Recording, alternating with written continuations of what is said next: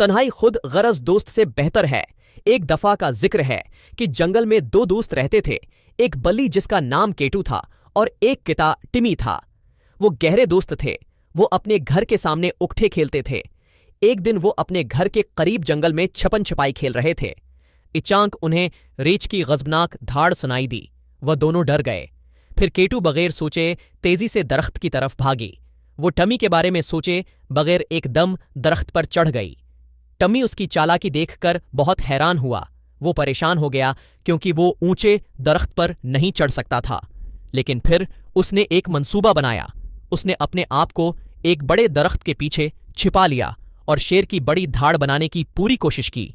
जब रेछ दरख्त के करीब आया तो उसने सोचा कि ये ऊंचे दरख्तों के करीब ही कोई शेर होगा। वो उससे डर गया और वापस जंगल की तरफ भागा। टमी का मंसूबा कामयाब हो गया।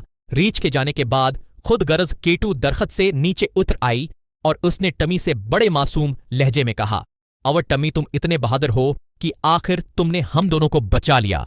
टमी ने उसे इतनी ही मासूमियत से जवाब दिया जैसे उसने किया था कि मैंने तुम्हें नहीं बचाया, ये शेर ने तुम्हें बचाया है, क्योंकि आखिरकार तुम शेर की खाला होना। लेकिन मैं तो नहीं जानता कि तुम कौन हो। तुम मेरी दोस्त कीटू नहीं हो। मैं आप जिसी खुद गरज और बजदल दोस्त का मुतहम्मिल नहीं हो सकता। मेरे ख्याल में आप जैसे चालाक दोस्त से तन्हाई बेहतर है। वो परेशान था और रोता हुआ अपने घर वापस चला गया। टिमी जा चुका था। अब कीटू को उसकी इस हरकत पर शर्मिंदगी महसूस हो रही थी और वह तौबा कर रही थी और दिल ही दिल में टिमी के लिए नदामत महसूस कर रही थी। लेकिन अब यह बेकार था।